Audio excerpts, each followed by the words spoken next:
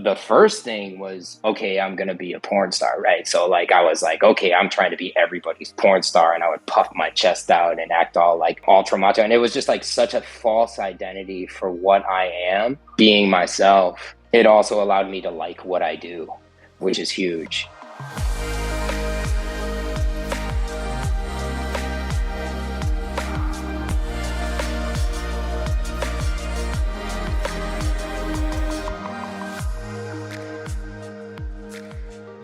Welcome back to On The Horizon. This is Melrose Michaels. I am your host, and I'm here to share what's worked for me in building my adult creator business to try to make building yours just a little bit easier.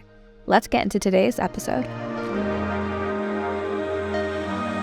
Making it as a creator is hard enough, but in a predominantly female landscape, making it as a male creator is a whole other challenge.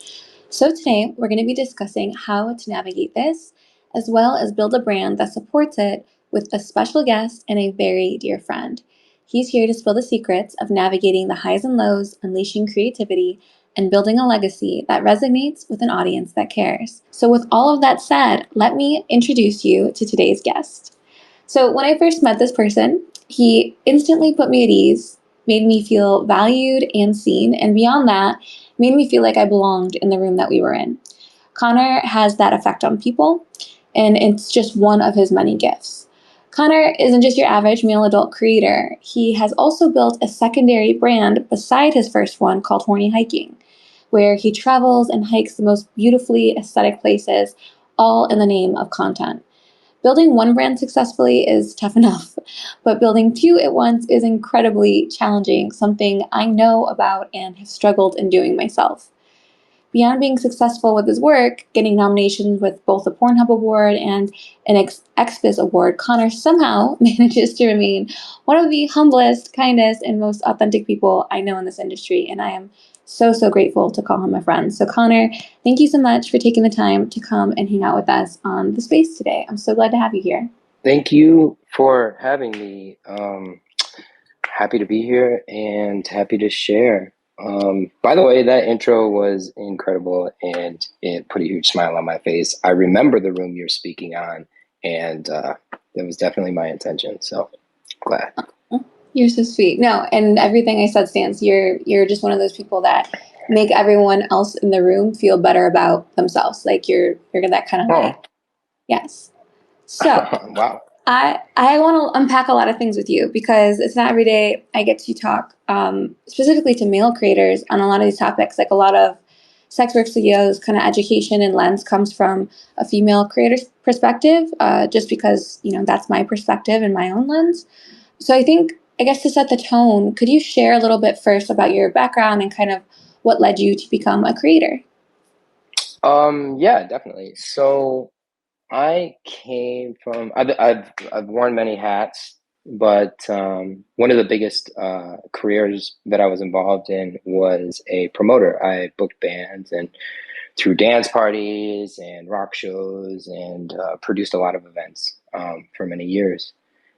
So I always liked fringe businesses. I always liked being able to be myself and was gravitated towards creation, and then eventually lasting creation as a product. So I got exposed to the music industry in that way, and I saw how record labels were built and sort of structured. And I'm no expert on record labels, but I really liked the idea that just simply they created content that had a lasting appeal and was able to be utilized as a product in different ways for essentially ever. And that's what kind of took me over when I started being a content creator. When it comes to the adult industry, I was living in Las Vegas. A business that I was working with doing some marketing for brought me to AVNs back in the day. Shout out Hard Rock Hotel. If you were there, you know the magic. And I just was there with my friend and partner at the time, Molly Pills. Shout out Molly Pills.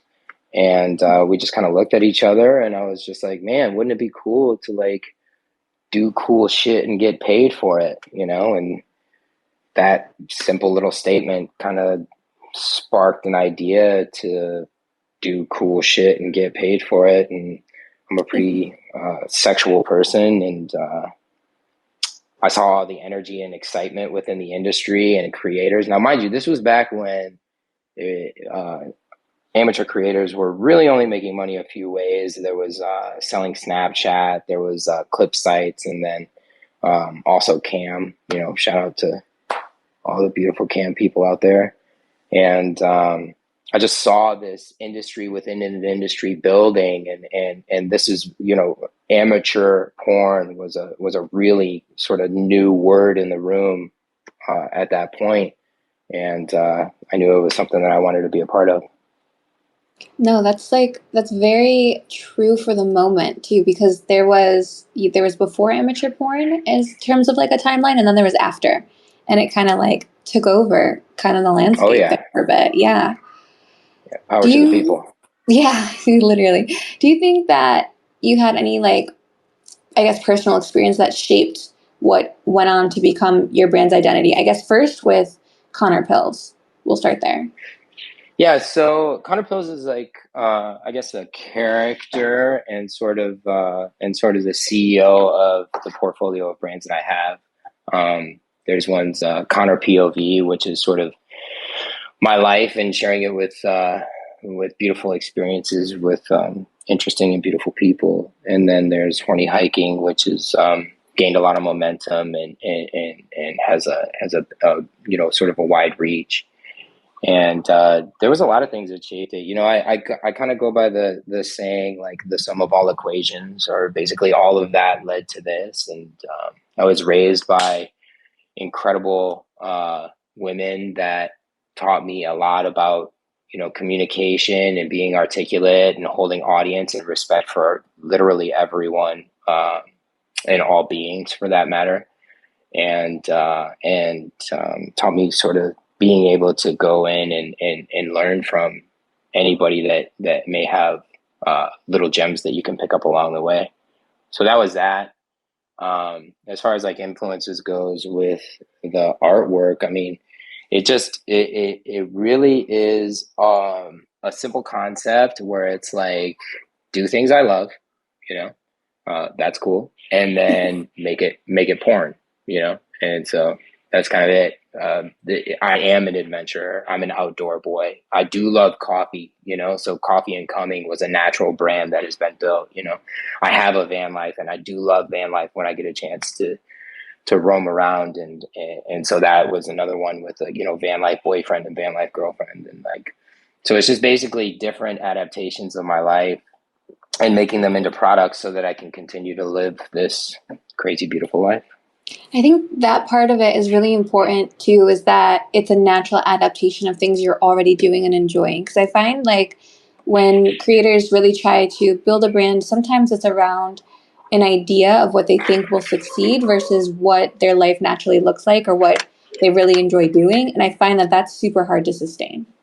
Oh, absolutely. I mean, I remember, the first thing was, okay, I'm gonna be a porn star, right? So like I was like, okay, I'm trying to be everybody's porn star, and I would puff my chest out and act all like ultra macho, and it was just like such a false identity for what I am.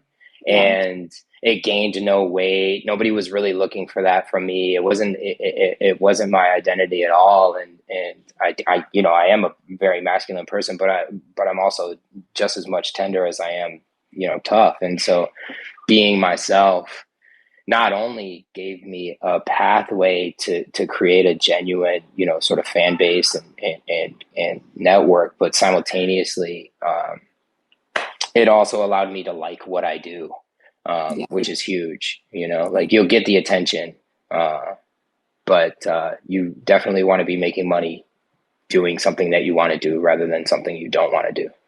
Yeah.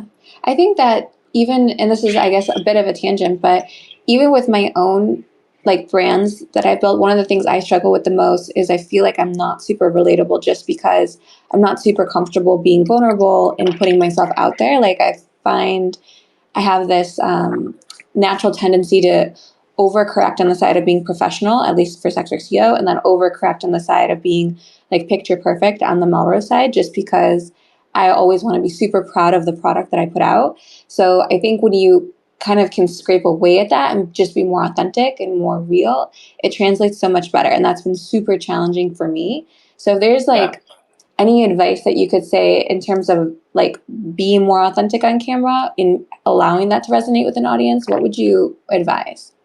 Yeah, so I mean, this is definitely something that I've struggled with as well. And I know a lot of my friends and peers have as well. And I've been hanging out with this incredible person recently, a friend of mine named Lydia.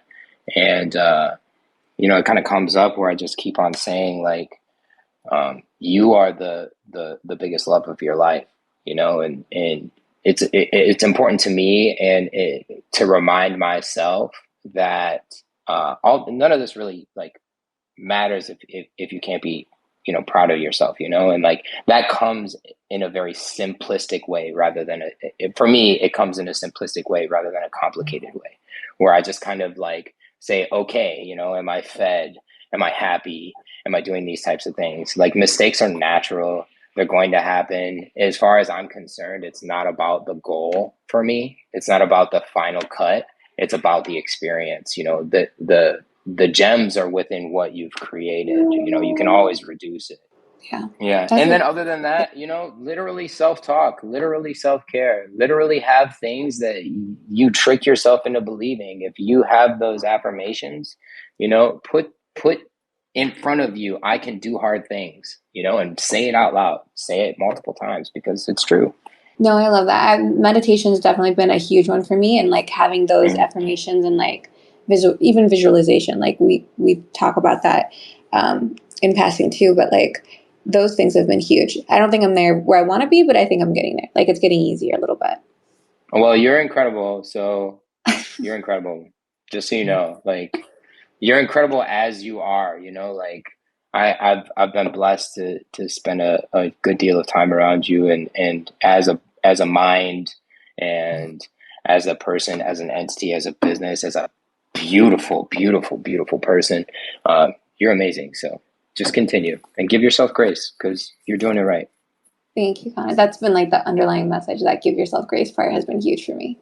So Yeah. yeah, definitely double down on that. If you're enjoying this podcast episode so far, please take one moment to share it with another one of your adult content creator friends, because you know what the rule is here. We do not gatekeep, and we want to make as many adult creators' businesses as easy as possible. And you sharing this episode with them might do exactly that. Thanks so much in advance. I want to switch gears a little bit to your creative process because the content you make is stunning. Thank So you. for starters, can you walk us through kind of like what your creative process looks like? Yeah, definitely. So I come, over time, I've kind of realized that I have an eye for beauty. And I really go into life in a really grateful mentality.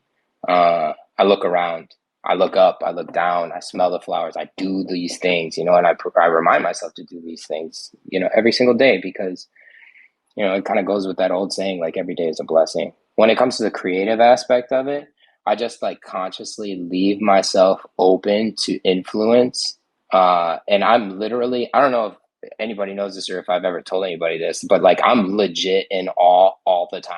Like I'm just like, damn, this shit is super tight. And like, I'm so amazed by it. And so really what it's been is just like, I create these things and they're my little love stories to the world and to show like the beauty I see. And yeah, it's simply, Yeah. it just transforms well. When it comes to like actual visual capture, I learned framing, I learned foreground, I learned background, I learned, lateral lines. It's the majority of my stuff is POV. A little tip out there for people that are wanting to shoot POV. If you look at a landscape or sideways, a video picture, if you can draw a horizon line laterally in the middle of the screen and then put a triangle in the center of the frame as far as like vertical columns goes, then you have yourself a great frame. The lighting is important, but not as important. As long as you have uh, two sideways rectangles stacked on top of each other with a triangle in the middle, you have yourself a POV scene. That's excellent advice. And yeah, framing is really important. It's funny that for you to say that lighting is secondary to framing, because I've never listed it out and thought about it in a priority way like that. But I would agree with you. The framing is more important than even the lighting, because you can get a grainy video in low light and still have an excellent video. Some of the best videos on tube sites are those kind of grainy, low quality, low light Yep. videos. Yeah. Yep. Excellent. And being like a gearhead and like an artist, I struggle with it comes to like image quality and things along those lines. I mean, when we started out, I was broke. We didn't have the lights, we didn't have all of the fancy stuff, any of that type of stuff. So that is another reason why we went outside, because it's natural lighting is the best that there is. Yeah. And but the framing is key. The framing for me is key. I want to be able to put myself in a person's situation. I want people to be able to like go into that fantasy and believe that they are actually getting to exchange energy with hot chicks. Yeah. No, it's funny too, because even when most of my content is solo, but I'll shoot point of view solo, and I actually frame very similarly, but it's obviously the opposite effect. Like I want the viewer to feel like they're there with me, and it's a solo film, but I frame Right. it very similarly to how you're describing it. So it makes perfect sense. I haven't thought about it much, but that's how it happens. Well, another thing too, and I'll just sort of button it up with the framing for this one as well. Like if you think about it from a business standpoint, damn, this is a gem, y'all. If you think about it from a business standpoint, okay, the old guard is shooting landscape, right? And we're, as far as content creators goes, we're still very much generally under the mentality that we have to shoot sideways, right? But that is evolving. Okay, if you are shooting scenes where the left of the screen and the right of the screen, or center stage, however you want to put it, can be cut out, and you make it into a vertical scene, and it still can be monetized and maybe zoomed in, it might not be perfect, but simultaneously now you are ready with all of the content that you created in landscape that can apply into a vertical screen, and it can still apply, you can still sell it, you can still package it however you need to for the future. Yeah, actually, to piggyback off of that too, CapCut has a really cool auto tracking feature that will help you reframe very quickly into vertical. I use that pretty often. Yeah, because I post vertical to Slushy when I take my content over to Slushy. So when I go there, I'll reframe for vertical and then I'll post there. And obviously, I come from the world of like premium Snapchat days. So vertical was king when I was actually kind of making my name after the cam scene. So yeah, vertical is huge. And, OnlyFans stories is like one of the most underused features, and people can tip right on there too. So these are huge gems, huge gems. Great. I wanted to ask, how do you ensure that your content kind of remains fresh and engaging with your audience? Because I know for me, and maybe this is more because I'm a solo creator, like there's a lot less room to play, I guess, because there's no one to bounce in energy off of in the content itself. How do you keep things like exciting? Because there comes some points in my own work where I'm like, I feel like I've done the same video in different lingerie 1,500 times. So, okay, the first thing, and I tell this to creators in general conversations as well.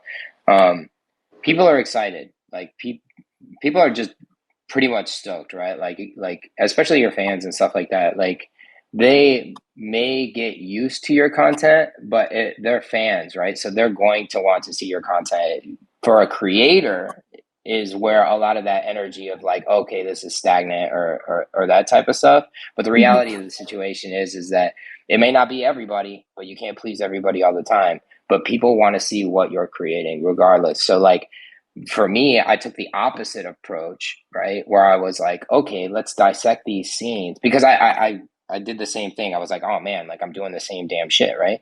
But then what I realized is that there's actually brands within that. Okay. So like one time I had a model bring me a cup of coffee and we turned it into a scene. Okay.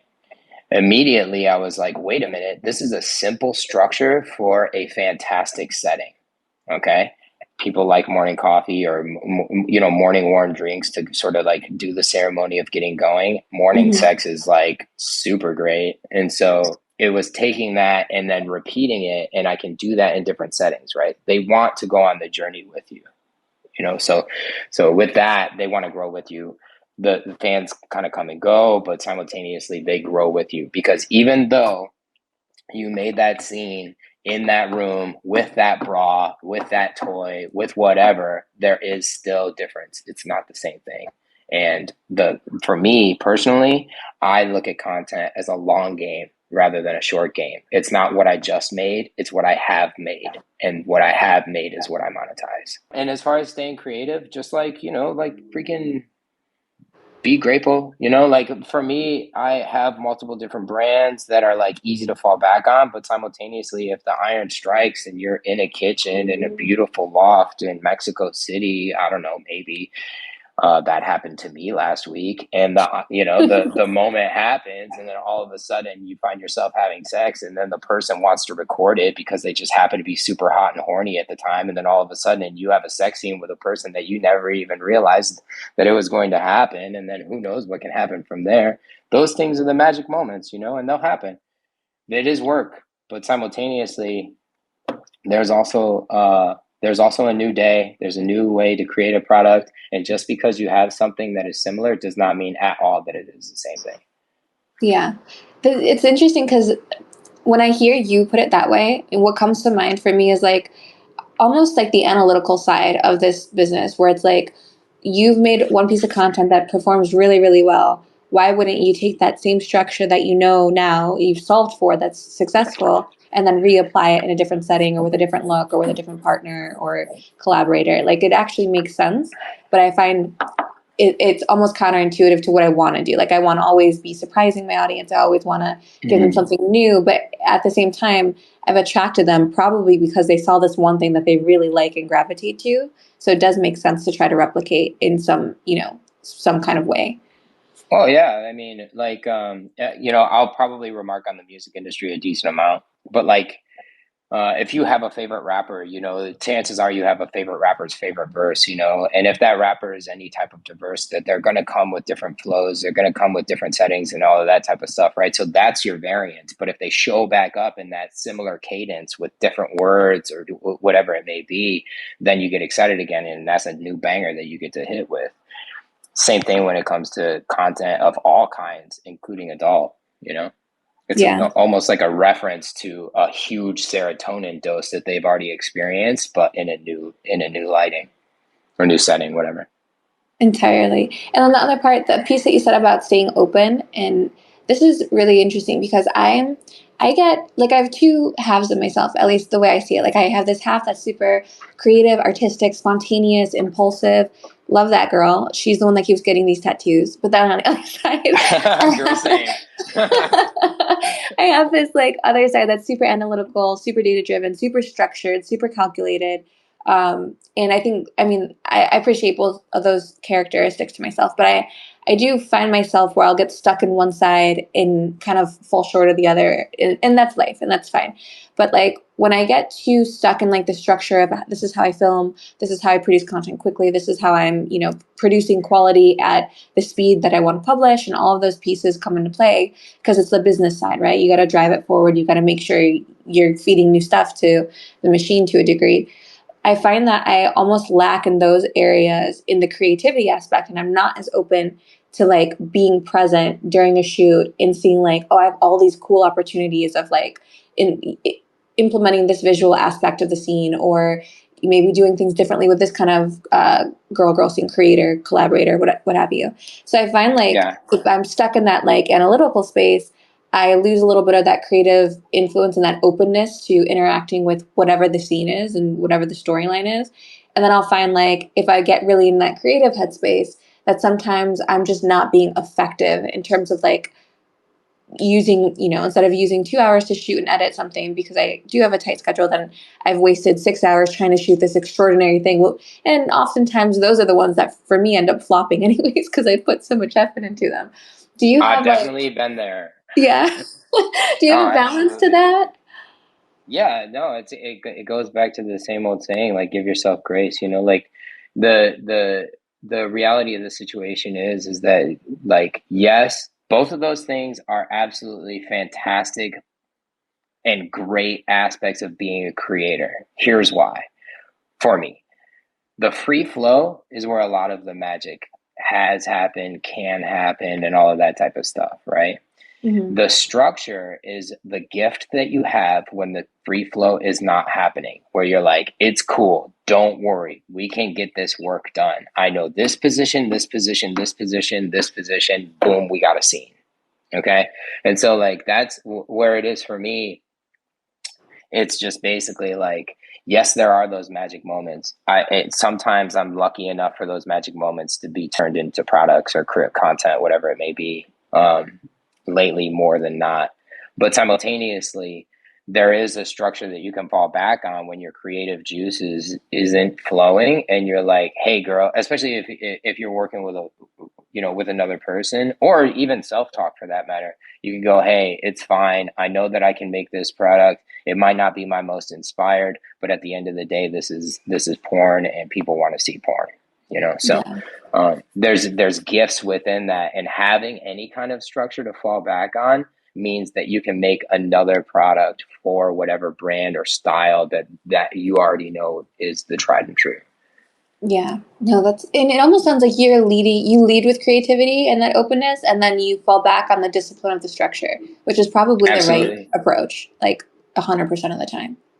it works for me. Yeah.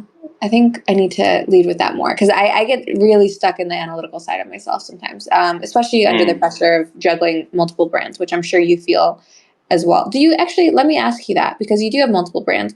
Are you publishing yeah. per each brand consistently, or are you publishing when you've created that content organically and it's like, it's there for you to publish? How are you juggling that? Okay. I guess I need to start with saying like I have self care and uh, mental care um, as my top priority in my business structure. Okay. So basically what that means is that if I am struggling, then the business is struggling. Okay. So I make sure that I give myself the grace of not having to be as consistent as say some of my like ultra high performing peers, right? I'm not constantly under the mentality that I have to get to the top. I am under the mentality that this is a journey and that this is a flow, and there's going to be peaks and valleys, and I'm just going to keep going with it. Now mind you, marketing, especially in social platforms and things along those lines, it's a compounding thing.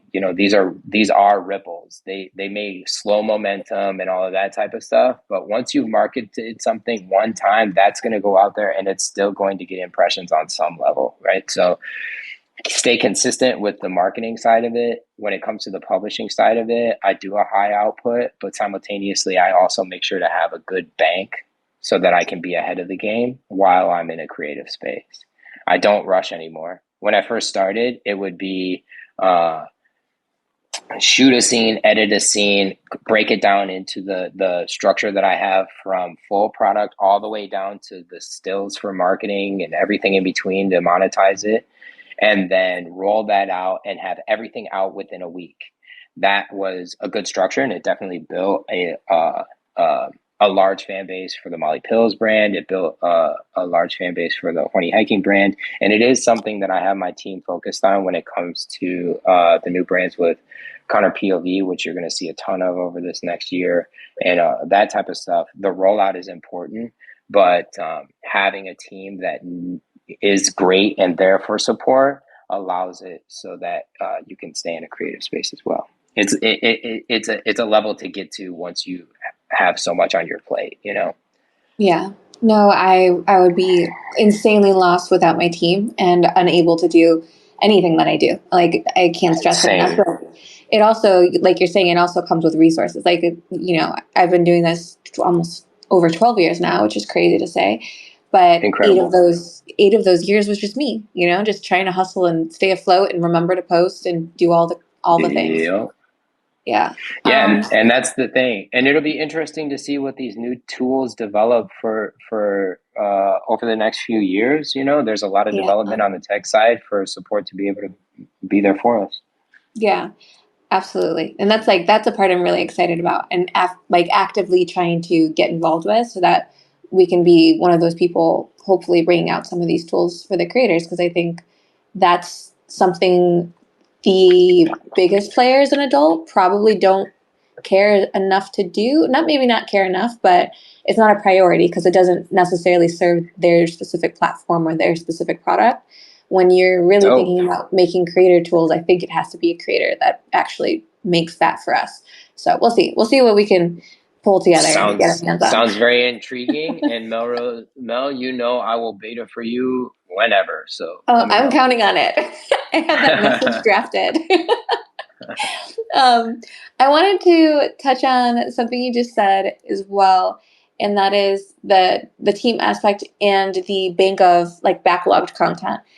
What does your backlog look like? Like, are you aspiring to have like a month's worth of content banked, a week's, 2 weeks? Like, what is your kind of, I guess, threshold that you're most comfortable with? And then also, what does your team structure look like if you're open to discussing?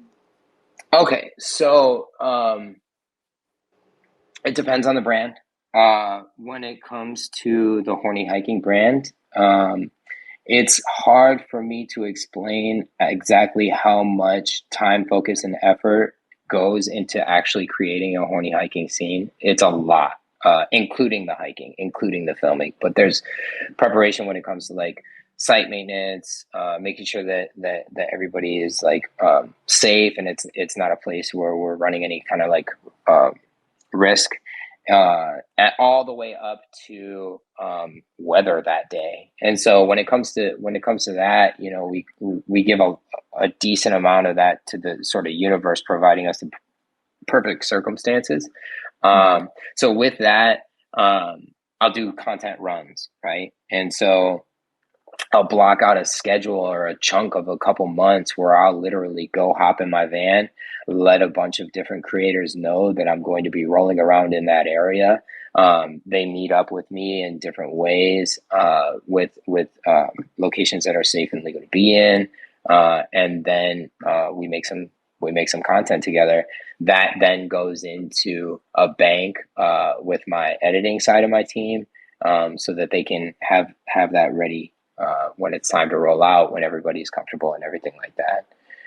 When it comes to the other brands, sort of like Conor POV is a perfect example of something that I realized not too long ago, that there needs to be something that I'm creating, especially as a male creator, where it's just me and I'm not having to rely on co-creating for me to be able to have sellable products, right? And so Mhm. that's where, if you look down in my Twitter log, you'll see I'm asking a lot of questions about like solo male content. Does it exist? Is there actually even a platform for it? Does anybody care? And I was really surprised to see that not only is there a decent amount of male identifying fan base out there, but there's also like a lot of female identifying fan base out there that really wants to see you rub one out.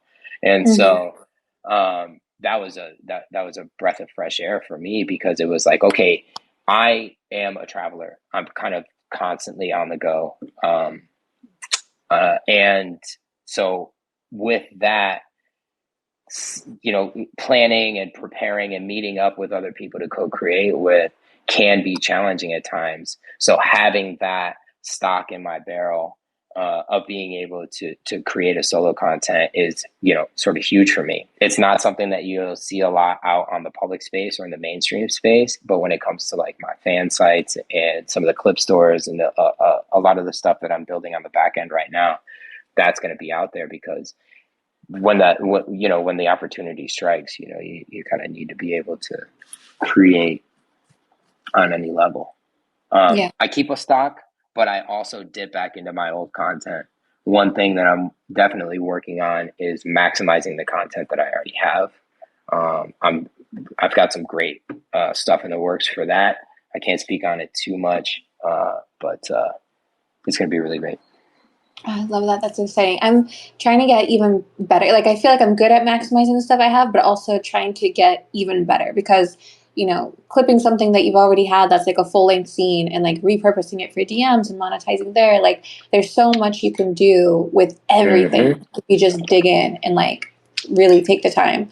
So I'm trying to improve there too because there's so much more like stretch we can get out of the stuff we've done instead of having to constantly recreate something new. I That's totally agree. And it's great for burnout, yeah.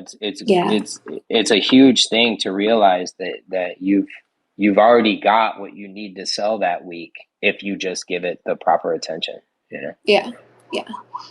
I'm curious, is there any way that you like strategically or intentionally kind of involve your fans or involve your community in your creative process?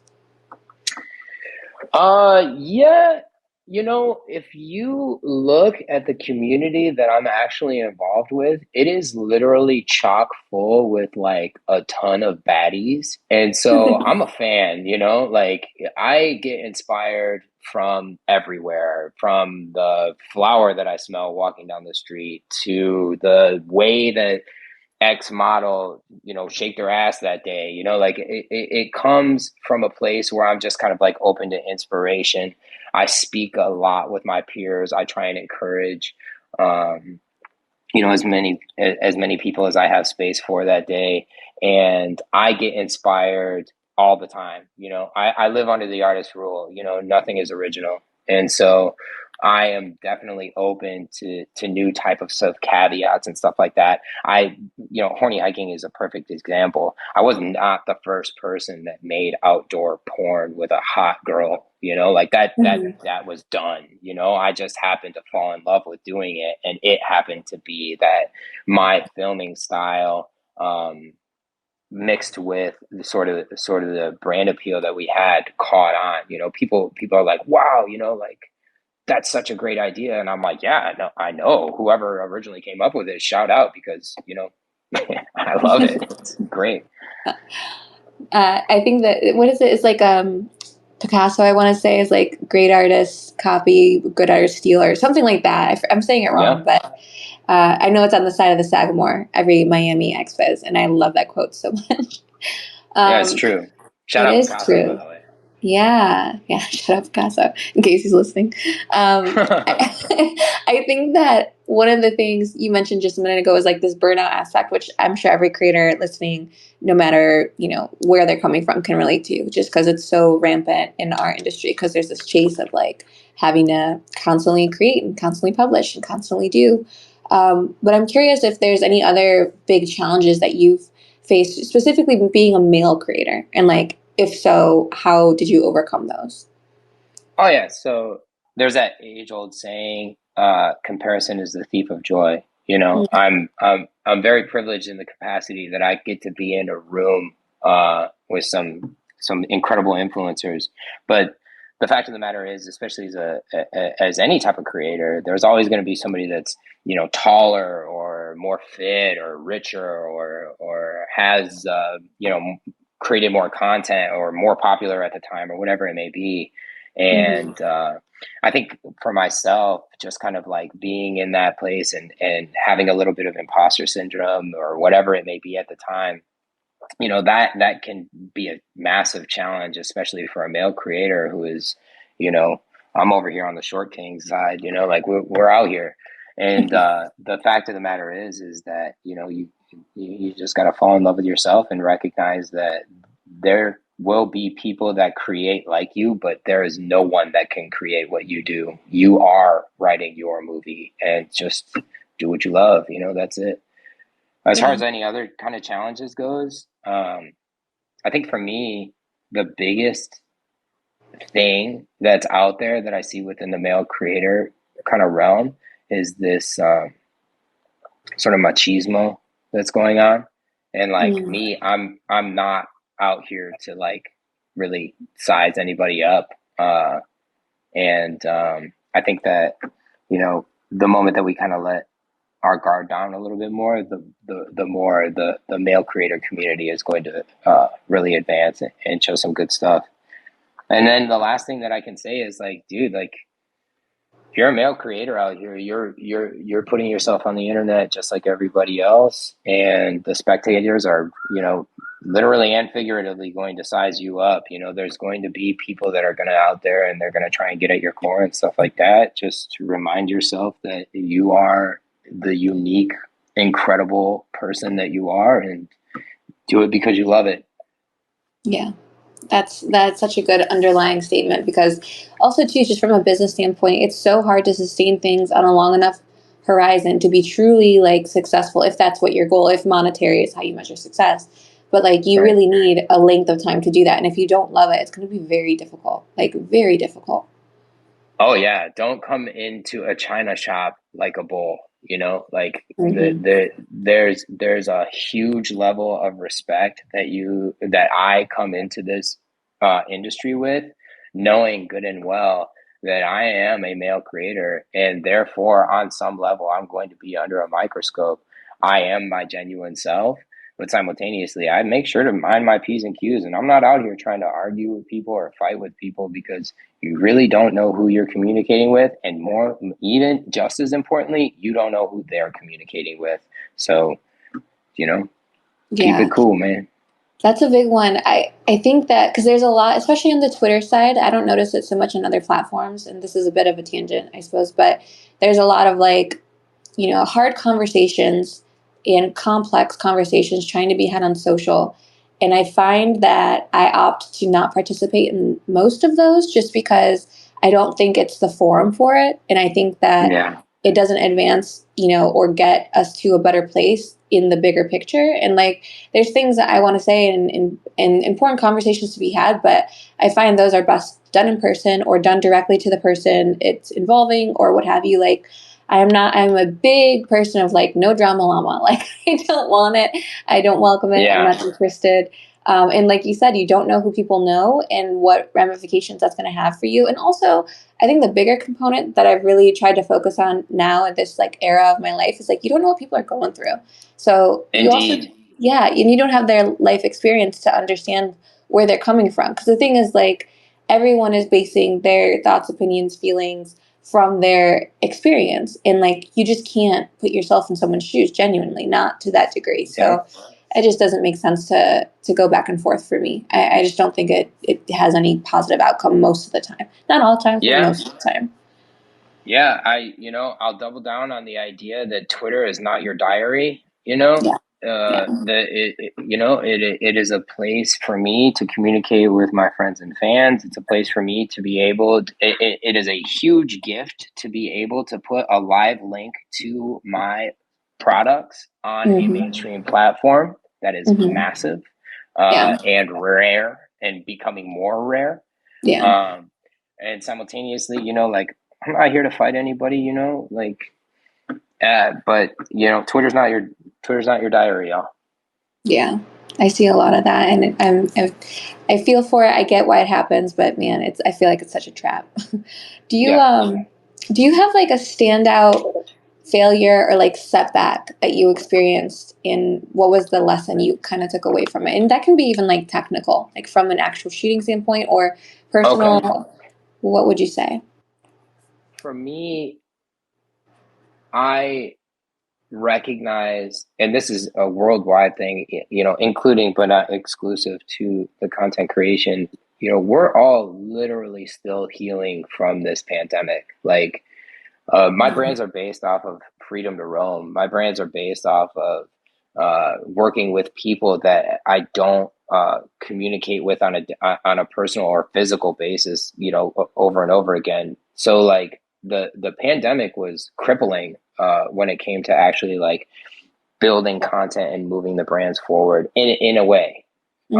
Um, not only that, I think that we're all kind of coming out of the traumatic situation of potentially facing the apocalypse. I mean, I know that sounds like ridiculous, but But not the way really. that the media Yeah. would have you, like, we were really looking at that, and there were some people that experienced, tremendous loss, and so we're kind of all still coming out of that, and I'm doing my own version of sort of rising from the rubble, and with that, I would say that by far, the pandemic was the biggest setback as far as a career development goes. We went to the Pornhub Awards online that year. There was no AVN, there was no exchange, and so Yeah. we were seeing great success when it came to like people being at home and like monetarily, we were getting the views, we were getting the sales. It was really exciting. We were paying our bills, which was like, oh my God, it happened. But simultaneously, it was a scary time, and it made even wanting to talk to a person in person a dangerous thing. And Yeah. so we'll get there, but we're all still healing. So that was Yeah. my biggest setback, I'd say. Yeah, I think a lot of us don't realize how much that even impacted us yet. Like we're still kind of in the ramifications of it all. So it's Yeah, an interesting thing.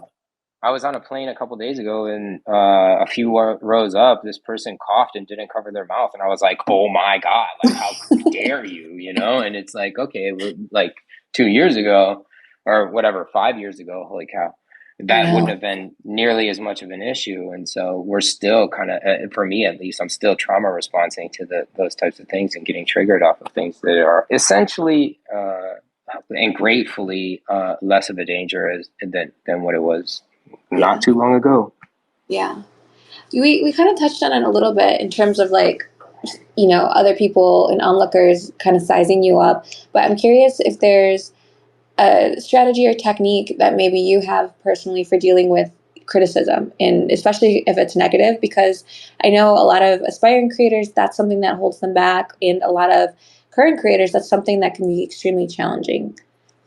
Yeah.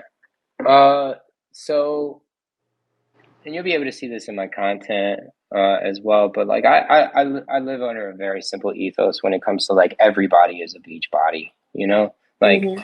this industry is a perfect example of how diverse the definition of beauty is. There's people of all shapes and sizes and all shades and all backgrounds. And as far as I'm concerned, we're all the beautiful people. And so criticism comes from typically a place of insecurity within. A lot of Mm-hmm. people project what they don't like about themselves or their lives onto other people and sort of try and cut away at it.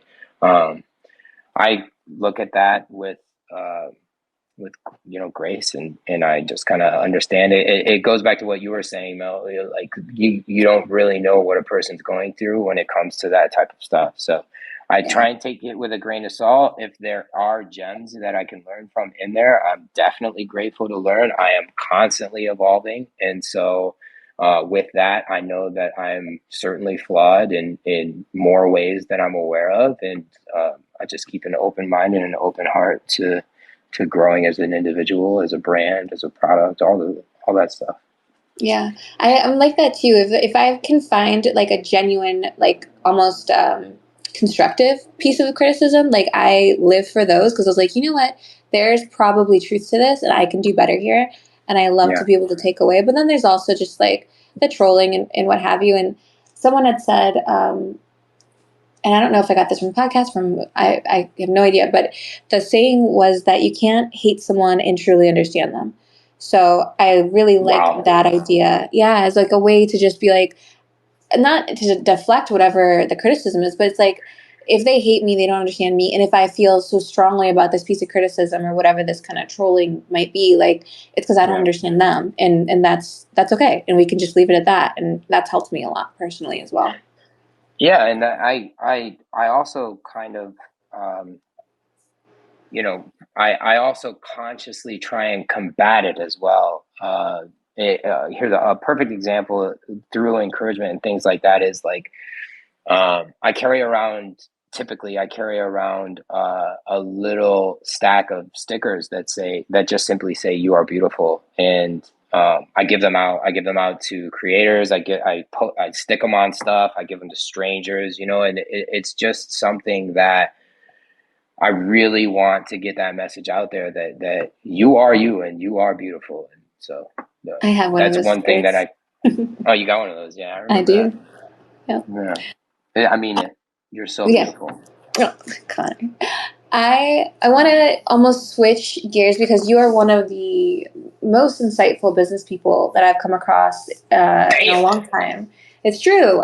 We've had a lot of business conversations, and I want to make sure to emphasize your strength in that. I'm curious, what strategies have been really effective in growing your brands? Because I think that as creatives, we can sometimes forget to test and track like what's working, what's not, and in that kind of lost art or lost process, it's hard to make strategic decisions. So I'm curious if there's things you've done that you're like, wow, this crushed it and I'm doubling down, or if you just kind of stumbled across some of those, or what things have really moved your brands forward.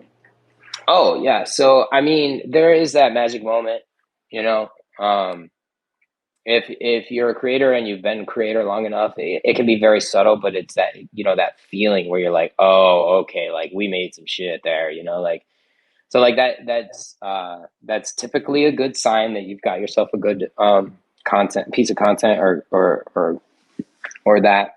But I wrote down a couple of key bullet points to what I would say is a sort of a good business, and I'm gonna read them out to you. Yeah, please.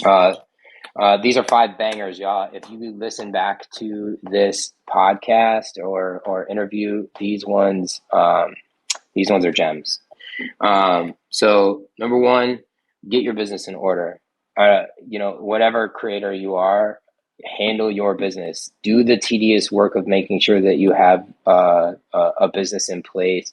Do the tedious work of signing up to these platforms and making sure that you understand their terms of service. That is key. You know, there's a lot of sex tapes out there. The moment it turns into porn is when you know, for me at least, is when you start monetizing it and turning it into a product. And having those places where you can do that set up means that you are actually creating porn for business. So that's number 1. Just have your ducks in a row. Number 2 is only create what you want to create. That's like huge for me. Like if you become popular off of doing something that you don't want to do, then you have to keep making money doing something you don't want to do. If you only create what you want to do, then you get to make money off of what you like doing. And that can change, that can evolve and all of that. But simultaneously, you're actually, you know, for me, I'm like beyond stoked. Like I'm beyond grateful at my life. And the reality is because I get to do exactly what I want to do whenever I want to do it. The third one is communication and consent. You know, like for every creator, heavy on the male creator, you know, have that conversation in the beginning, go over boundaries, make sure that everybody involved is of sound mind to create, make sure that your paperwork is in order, and know deep in your soul that consent is a current that can be turned off at any moment, regardless of the emotions that may come into play. That's okay. This is a business. This is work. If consent stops, stop, period. I personally, in my content, like to check in and make sure that consent is continuing, because for me, that is the biggest deal when it comes to being able to be a successful content creator, male content creator, is knowing, you know, that there's more than one person involved in that scene, and you have to really pay attention to that. Yeah. Number 4, this one is huge for anybody that is a amateur creator, and that is to record literally everything. Me and my team, we have a very simple saying. Shout out to my assistant. If you have more than you need, then you have everything you need. You don't have to publish everything that you created, but as long as you have it, then it can roll out in whatever means that you need to do it. And then I think another like big strategy for me that's really worked when it comes to building all of these separate brands is personality, you know, including personality within your content. People are going to come for your porn, but they're going to come back because of your personality and who you are. Definitely pun intended, by the way. But it's the thing, you know, like if you look, say, for instance, at the Horny Hiking brand, if you go on the Pornhub, our structure of a scene is general, but it's very simple. We set the tone, it's an adventure, it's going somewhere or doing something interesting, then a whole bunch of porn because that's what people are there for. And then at the end, we make sure to include bloopers and different personality type of stuff so that people can, get to know me or the model that's in front of it. And they love that. People comment to me, like people comment about the body parts or the butt cheeks or the, whatever it may be, or the location or any of that in the comments. People reach out to me personally, and those are the things that they're talking about. Like, oh my gosh, how funny was that? That joke was terrible, ha ha ha ha. So for me, a big strategy is definitely show who I am within that character of content creating, and it's gold. It's gold. Yeah, I did. I was using bloopers because I just had some funny things happen while filming, and my fans ate that up. That was like the highlight of the content, was really those outtakes. So I need to get back and incorporate more of those. You're a good reminder, a good consultant. Hey, all right. I'm curious because you are a marketing genius, from my perspective. And I'm wondering if there's any like platforms or tools or things that you're implementing currently that you're finding are super effective and could help potentially other creators. Mm. Yeah, I'm much like every other content creator, adult content creator that's been doing it long enough. We've been burned by these mainstream platforms, time and time again. It's quite simple that they're pretty, or quite obvious that they're pretty anti uh, getting us to pull them to things that we're selling or different contents that we're making money off of or anything along those lines. So a big thing that I did years ago when we were struggling with getting a bunch of Instagrams deleted and stuff like that is I just made the simple mental switch that I need to actually be catering to the platforms that get views because of porn, right? So like Pornhub, that's a perfect example, right? Like you're getting a bunch of views out of people that are actually looking for porn.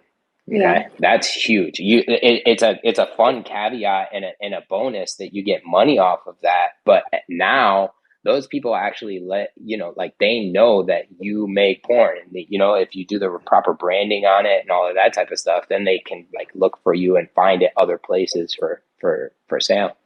So that's a big one for me is I cater to the platforms, the industry that caters towards me. A perfect example is this interview actually right now. Like I've been offered interviews by mainstream magazines. I don't do them personally because I'm here to actually cater to the industry that caters towards me. As far as the mainstream side goes, Twitter is amazing. Like I said earlier, you can put live links to your porn on there, and that's like huge. And then when it comes to the other one, a dear friend of mine, Elle, shout out Elle at the Essex. She was talking years ago at an XBiz event, and she was just basically saying like, utilize the platforms for what they are. If you are well within terms of service, then you'll be fine. Don't try and necessarily pull them off of that platform to make you a couple bucks. If people are interested in you, they'll look for you, period. And Yeah. so, whatever the hot ticket is, just make sure that you're catering towards them, and then they'll be able to find you on the other stuff. Yeah. Absolutely. Absolutely. When someone is commenting on the Twitter space, actually asking for something specific, they're wondering, how do you find locations that are actually safe to film for horny hiking? We just, we it varies. There's private spaces that we've been reached out to by landowners and stuff like that, and they just happen to be perfect settings. But the general sum is to just go farther than literally anybody is willing to go. Like I hold it very important to me that I'm not ruining anybody's day by creating, and so we go hard. We go deep. We get out of the way and make sure that nobody's around. Simultaneously, as far as a word of advice for like outdoor creators goes, never speak on your locations ever. Don't, in my opinion. There's other creators out there that kind of do that, and that's like part of their brand identity. For me, I don't disclose locations. This is a fantasy. This is for you to use your imagination. It can be anywhere that your mind creates it to be, but simultaneously, I don't put out, where I'm going, just as a sort of a safeguard. That's a good point, because then you don't want to also flood that area with other creators and then have it become a problem and not usable. Exactly. Yeah. What is like probably the best piece of advice you think you've received kind of on your journey as a creator? And if you don't mind saying who it's from, if you can. Back in my skate park days when I was skating all the time and going, there was this older dude, long hair, sort of hippie. He had this old T-shirt on and it had all holes and it was all worn out and stuff like that. And on that T-shirt, it said, "Don't sweat the petty things, pet the sweaty things." And let me tell you guys, I took that to heart and I turned that shit into a business. And I hold that to my soul every day. Don't sweat the petty things, pet the sweaty things. I love that so much. And then there was another really good piece of advice that I got as far as like actually already in the content creator. I was sitting down with a handful of friends at a dinner, and I was just kind of like getting into that space where I was like being vulnerable and talking about, some of the things that I was worried about at the moment when it came to like money and when it came to like views and all of this type of stuff. It was sort of, like the budding content creator and things that we all deal with to this day. And a good friend of mine looked at me and very quietly said, "You can do hard things." Mm. And that I also took to heart and I turned it into videos. And you can do hard things and you can do soft things and you could just, you could do whatever you need. But no, seriously, like remind yourself, all of you, remind yourself in the mirror when it comes to like self adversity or any of that type of stuff, like you can do hard things. It's going to be okay. Truly. Yeah, the hard things one I've used that as a reminder for myself time and time again, and that one always comes up for me. Is like, not just can you do hard things, but you should do hard things. Like you'll be better for Ooh, it. I like that. Yeah, that's the one. Because like there's so many times, and I think people probably have this perspective on me, like I don't not just want to sit on the couch and watch Netflix at times. Like that's a big part of me that just wants to do that. But no, it's you need to go do hard things, and also you'll be better for doing them. So I love that one. I'm taking that with me. Yeah, please. You've dropped enough gems. I should give you some. What advice? What advice would you give content creators, aspiring, I guess, content creators or entrepreneurs who want to follow kind of a similar path to the one that you've kind of blazed? Good luck, motherfucker. No, I'm just kidding.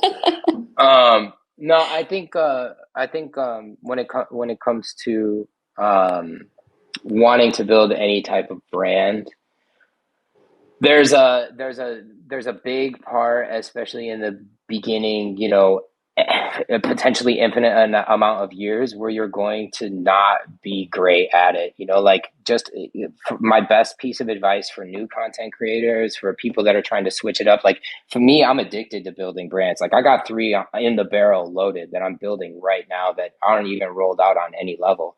And the reality of the situation is just be willing to be so bad and so cringe that it is like, okay, because that's where it starts. And with yourself, with your shooting style, with your fan base, you'll be able to refine and sharpen that tool so that you have a product that you can be really excited about.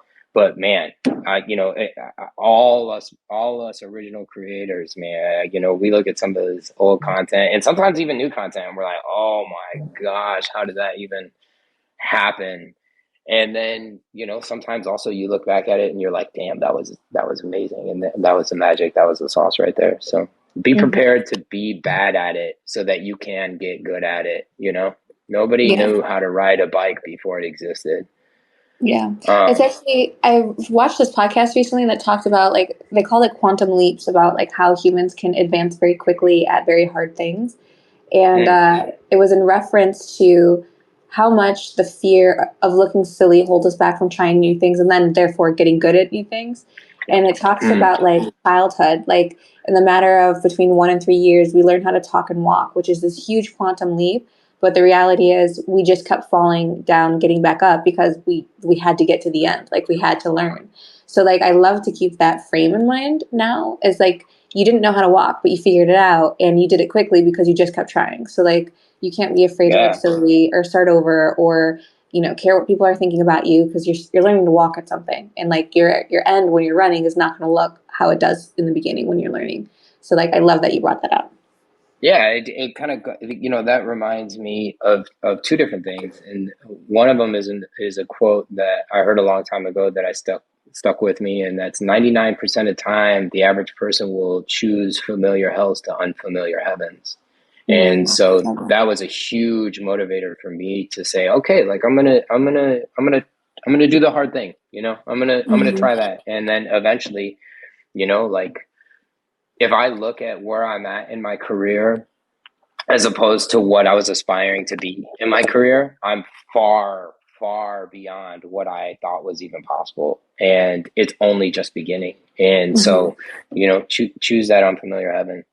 And then I guess the other thing is like, as a adult content creator, if you're anything like me and a lot of the peers that I've spoken with, you're going to have some deep, deep internalized shame that you didn't know was there. It's going to come up.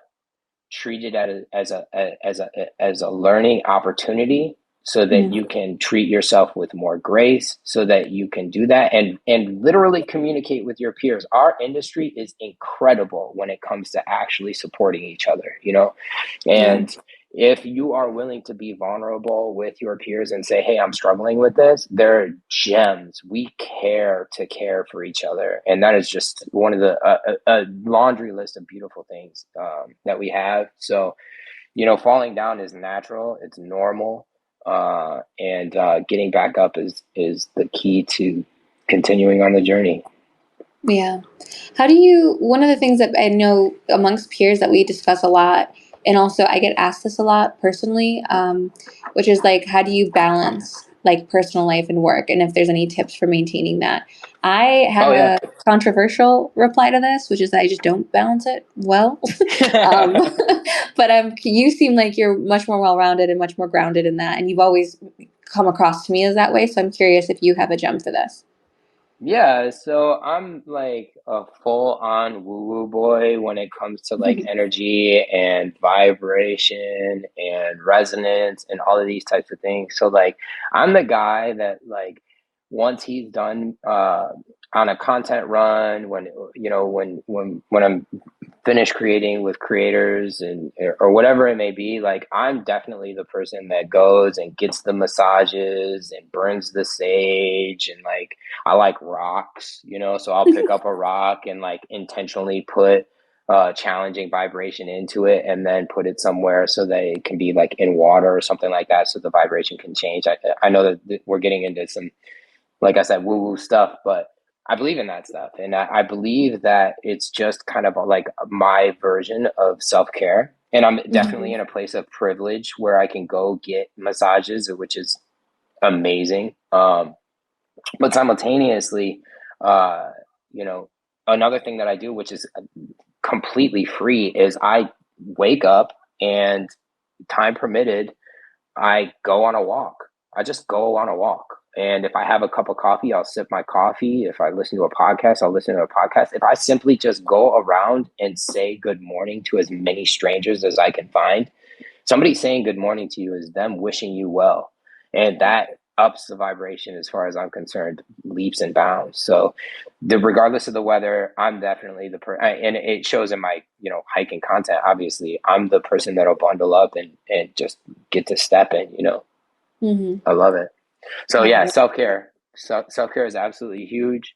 Another one for me, and this, in my opinion, is controversial amongst especially some of my higher successful people when it comes to output and return, is I'm a big fan of sabbaticals. I am that person that is more than willing to just kind of ghost for, a couple weeks if I need to. money is, for me, money is a secondary scale of success. For me, time and attention are the two biggest currencies that I have and that I collect. So when I'm in front of a person, if I'm investing my time in you or you are investing your time in me, that is wealth to me. Same thing when it comes to time. I am very fortunate in the capacity that I'm not in survivor mode currently.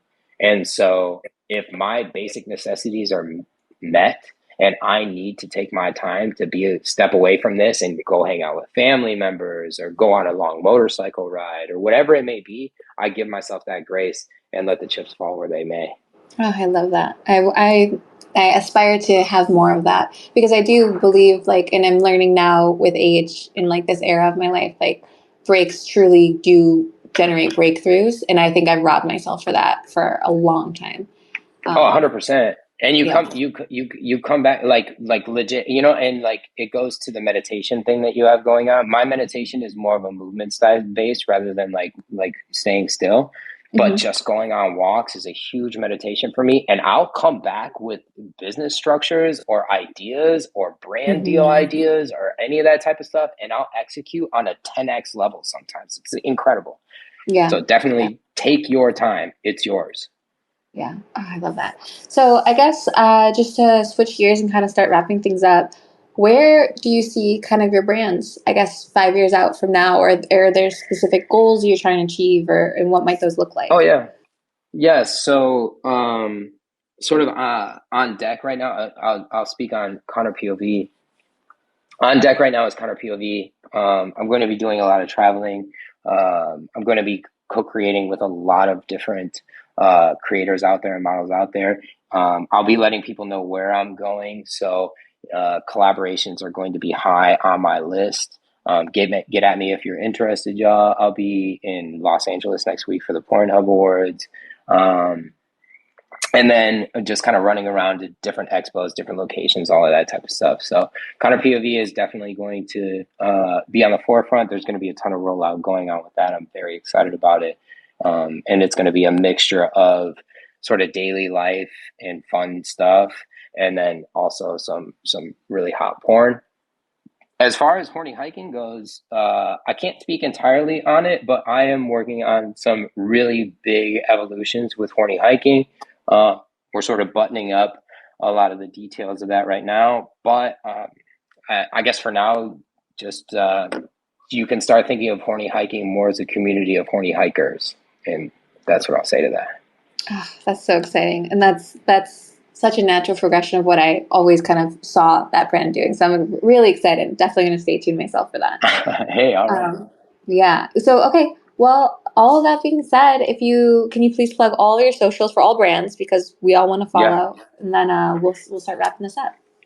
Yeah, so you can find a ton of my links on conorpov.com. That's CONORPOV.com. So that's Conor with one N, shout out. And that'll get you to links to a lot of my different socials. I'm always posting links on my Twitter, which is at Conor Pills. Definitely be following at Horny Hiking. Definitely be following at Molly Pills _. Shout out Molly Pills. If you're not following her, she is a force and an incredible person. So definitely be watching her journey as well. And thanks for coming with me. Appreciate y'all. Well, thank you, Conor. Thank you for giving us the time today and hanging out with us. You have dropped so much good stuff here. Hey, all right. I look forward to listening back and cringing. Don't we all? Thank you for your time. I appreciate you. And on behalf of the community and the industry as a whole, what you're doing is so important. Thank you to you and everybody involved on the team over at SWCEO. Man, I've learned a lot, and I really look forward to helping in any way I can. I hope that's foreshadowing. Thank you for saying all that. Hey. Okay, cool. Let me start wrapping this up. As many of you guys have seen, we've been putting out a ton of new content over on YouTube. So if you're not subscribed, please do so over at youtube.com/SWCEO, and make sure you've got your notifications turned on so you never miss a course. In our recent video, OnlyFans Growth Hack, Unpacking Guaranteed Gains, I shared the unfiltered truth about guaranteed gains and offer alternative strategies to grow your OnlyFans and your community authentically. Huge thank you to everyone that is subscribed to SWCEO's Telegram bot. If you haven't already heard, we released a Telegram bot that essentially sends you your daily content inspiration and all the captions you need for your feed, PPV locked messages, clip stores, etc. The ideas are researched to be trendy and highly desirable for what your fans are currently seeking, and the captions are optimized with calls to action so that you can increase your earning and lock potential with each one. The Telegram bot pushes your daily dose of inspiration to your phone every day at 10 a.m. Central Standard Time so that you no longer have to waste your time researching, planning, or coming up with ideas or captions. The bot will take care of all of it. And if you're not a Telegram user, we do have the same content, inspo, and captions in PDF download versions over on our website in our shop, sexworkceo.com/shop. We launched those on the store website, and you can get PDF downloads of the same exact inspo and captions, as well as additional things there as well, like unlock sales scripts, sales objection scripts, and all that you need to help you close the deal with fans and PPVs. And if you want a taste of what we offer without spending a dime, as always, there are completely free PDF downloads waiting there for you as well. So head over to sexworkceo.com/shop after the space to claim them if you're interested. Now, I want to take this opportunity while I'm wrapping up and have a few of you still here and remind all of you about SWR Data, my other company, in case you're not yet familiar. SWR Data is on a mission to survey adult creators like you, and we want to hear your feedback about your challenges that you faced and how the adult industry can better serve your needs. Our goal is to collect your experiences, opinions, and observations about the current state of the adult industry. And then we'll use this data to advocate for the necessary changes to make it a better place for us, the creators. The reality is a lot of the people in power have never been creators, and they simply don't have the lens to know what our needs are. SWR Data is that lens. However, I can't do it alone, and I genuinely need your help. So for that reason, we're inviting any creator who's willing to participate in our qualifying survey, which helps us understand your expertise as an adult creator. By taking that survey, you can then start participating in future paid surveys with our ultimate aim for the CEO squad to have an additional income stream through SWR Data's surveys alone. Your experience as a creator is super valuable, and we think that it's time you got paid for that. This is a collective effort, so if you're interested in participating and getting paid for future surveys, please click on the pinned tweet at the top of this space, comment on it, let us know you're interested, and then we will send you a DM on Twitter or Instagram and get you the link to that qualifying survey so that you can join us in this mission. Lastly, but most importantly, I want to emphasize that all of the information we put out here on Sexwork CEO, we do put out for free because we believe in this idea that the more financially successful creators are, the more resources we'll have as a community to do things like lobby Congress, impact policy, organize, and more. So if you found value in the content you heard here today or the tweets that you've engaged with, please, please, please consider sharing this to make the journey easier for your own adult creator friends. Our only ask is that you retweet our stuff so that we can help as many creators as humanly possible. So thank you in advance for that. This brings us to the end of today's space. Thank you so much to everyone who joined in. Remember, all of these are turned into blog posts and available over on our website, sexworkceo.com. So if you ever want to revisit any of the ideas that were talked about in today's episode, you can do so there. Thank you again for joining me today, CEO Squad, and I will see you all 1 week from now. Bye, guys. It would be absolutely incredible if you rated this podcast 5 stars and left a little review. We want to get this podcast to as many adult creators as possible, and you taking a second to leave a couple stars and a review really helps us do that. Thanks so much.